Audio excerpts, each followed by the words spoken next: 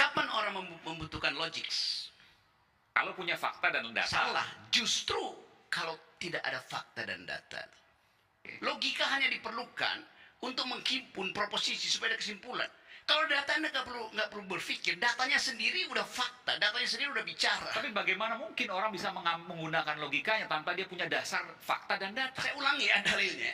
Kalau ada data, ngapain lu berpikir? Karena mau analisis. Ini gue lempar, jatuh.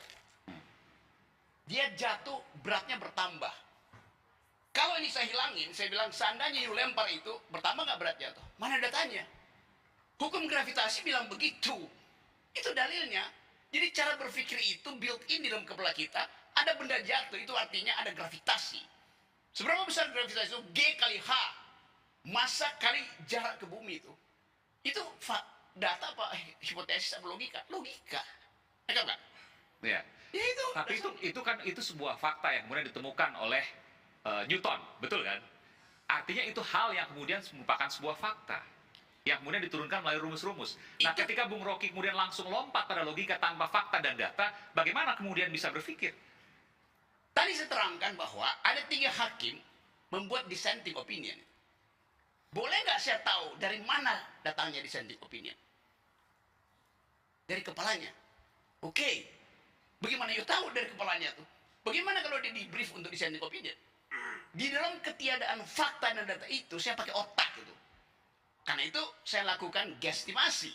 Guessing by estimation. Bahwa ada sesuatu yang menyebabkan dissenting opinion itu tidak mengubah keputusan.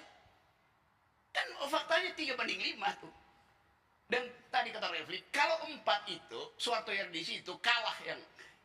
Itu tipis sekali hubungan itu. Nah, ketipisan itu yang mesti kita curigai. Dengan apa? Ya dengan otak, kan datanya nggak ada. Kecuali kita buka handphone hakim-hakim itu. Mungkin habis di WA sama Jokowi. Kan soalnya itu. Nah, ini bicara kan mungkin. Mungkin itu kan potensi, bukan fakta, bukan data. Nah, dari mana kemudian bisa ada, ini seharusnya Anda ya? Dari mana? Dari mana kemudian bisa Anda menyimpulkan, ya? Menyimpulkan, saya berkata itu. Bahwa logika Anda, bahwa Pak Jokowi ada di dalam background putusan yang dibacakan kemarin oleh Mahkamah Konstitusi. Halaman 12 novel yang ditulis oleh Arthur Conan Doyle, yaitu judulnya Sherlock Holmes. Sherlock Holmes nggak pernah pakai data, dia pakai otak gitu. Itu dasarnya berpikir begitu. Di dalam di dalam kekurangan data kita pakai otak, apalagi ketiadaan data, otak kita mesti maksimalkan. Nggak diajarin lah jurnalisme investigasi yang basisnya ada kecurigaan. Hipotesis. Yes. Meskipun hipotesis selalu menggunakan fakta dan data sekecil apapun.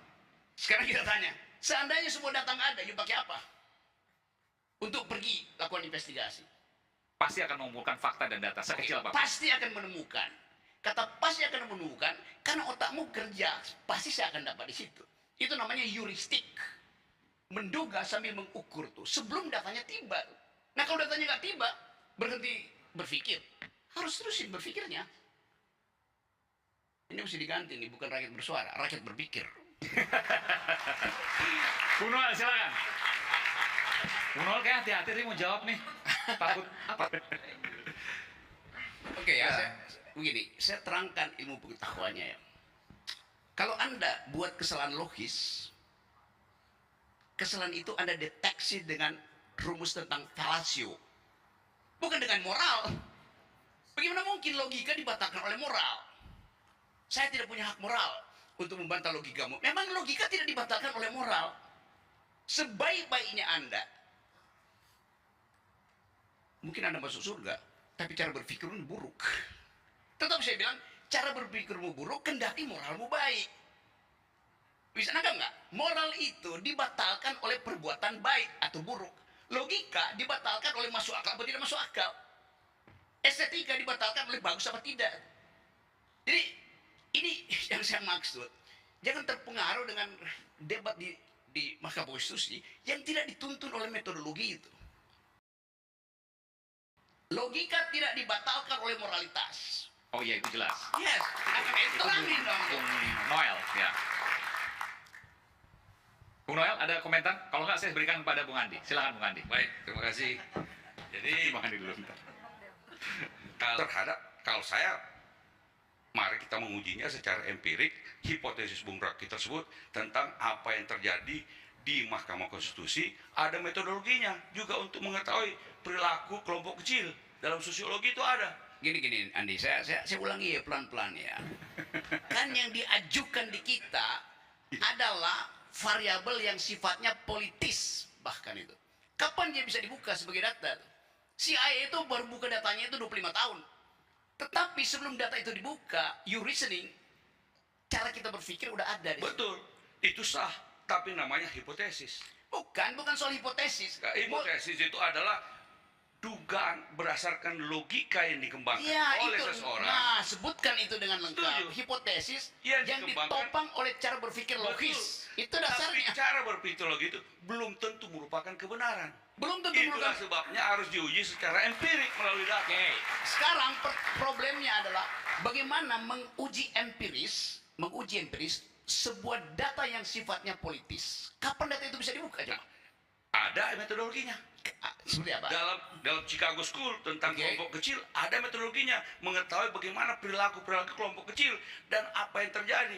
Ada metodologi. Cuma apakah penelitian itu bisa dilakukan sekarang? Yes. Itu persoalan. Kalau belum Itu bisa, kita jangan belum pakai tahu. otak. Kalau belum bisa dilakukan, jangan pakai Boleh. otak. Ya, itu karena itu. Boleh pakai otak. Justru itu Cuma otak namanya hipotesis, bukan Apapun kebenaran. namanya, apapun. Saya tidak bilang kebenaran.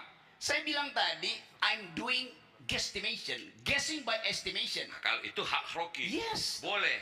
Walaupun kita bisa berbeda pendapat. Boleh berbeda. Nah, begitu kan? Ini ya. Tapi Gini nih. Cara membatalkan saya adalah pakai counter logic, bukan pakai moral. Itu soalnya. saya tidak menggunakan moral. Saya menggunakan Ya, juga saya berselisih tadi metodologi. dengan Nah, kalau dengan Roy saya tidak tahu, tapi saya menggunakan metodologi bahwa cara berpikir Rocky sah dengan cara logika Ya, oke, udah. yang dia pakai, tapi Yes, itu oke. adalah hipotesis Rocky. Cara berpikirnya sah, tapi belum tentu benar. Betul sekali, Ini karena ya. belum bisa diuji Gini. pada empirik, pada data yang Oke. sebenarnya. Oke, reverse logic-nya sama itu. Belum tentu benar artinya pasti salah. Belum tentu. Belum Yes, tentu karena salah. itu. Hipotesis belum tentu benar, Karena belum itu, tentu salah. justru itu jangan sebut belum tentu benar seolah-olah salah. Oh, saya tidak Kan mengatakan perlu itu. ada Belum. tadi time lag-nya. Semua hipotesis perlu diuji. Kalau dia apakah dia sesuai dengan hipotesis nol atau tidak, kan begitu. Nah, selama dia belum bisa diuji, saya katakan ada metodologinya untuk menguji hipotesis Yaitu. Bung Rocky, yaitu dengan bergabung metodologi kelompok kecil. Karena Oke. kelompoknya cuma 8 kan. Oke. Dan Sekarang. kemudian bisa. Nah, pertanyaannya apakah penelitian itu bisa dilakukan apa tidak sekarang ini atau 10 tahun lagi atau 20 tahun lagi? Kita belum tahu. Data Kan begitu. 65, gitu. Tapi selama itu belum bisa diuji, tidak bisa seseorang mengklaimnya sebagai kebenaran. Bukan Tapi soal sebagai hipotesis, ya gini bisa. nih. Saya tidak melakukan truth claim, bukan truth claim. Tapi saya menduga di situ ada permainan yang tadi saya sebutkan, diam-diam disponsori supaya terlihat bahwa Mahkamah Konstitusi itu tidak utuh. Apa efek dari tidak utuh? Bagus pencitraannya kan? Kan itu dasarnya kan? Buat siapa? Buat publik internasional misalnya supaya dikatakan, ini mahkamah tidak saya kendalikan loh, buktinya ada dissenting opinion. Nah itu yang kita periksa pada satu waktu nanti itu. Sama seperti Baik. Itu dugaan Rocky. Dugaan saya ini sesuatu dinamika biasa dalam kelompok kecil 8 hakim yang 5 kemudian melakukan concurring, yang 3 dissenting. Dan itu juga biasa mewarnai. Ada kan sebagian memang orang tidak mau dengan memilih Pak Prabowo. itu nggak ada Kan soal begitu. gini. Karena itu juga bisa tercermin dalam perilaku hakim. Iya itu Ya nggak kan ada. begitu. Karena itu dugaan saya ini sesuatu yang biasa. Hipotesis saya begitu. Ya. Kan begitu. Andi benar. Bahkan bukan sekedar dugaan, faktanya begitu. 5 yang melakukan penolakan, 3 dissenting itu. Terima aja sebagai data. Oke? Berarti tidak perlu dibicarakan. Saya memakai dugaan bahwa 5-3 itu adalah desain. Kan dasar berpikirnya begitu kan? Kenapa 5-3? Kenapa enggak 4? Karena kalau 4 itu yang satu Soehartoyo itu berarti pro. Hilang semuanya. Kenapa mesti Soehartoyo yang pindah misalnya tuh? Karena yang 3 ini betul-betul kukuh. Jadi tanpa sadar itu semacam saya hipotesiskan, ada satu kekuatan yang mendominasi, menghegemoni pikiran-pikiran publik sehingga terlihat bahwa Ya. oh ya negara ini demokratis karena ada dissenting opinion. Padahal itu dissenting yang sebetulnya dissensus yang dimanufaktur. Jadi kita mesti katakan itu manufactured dissent.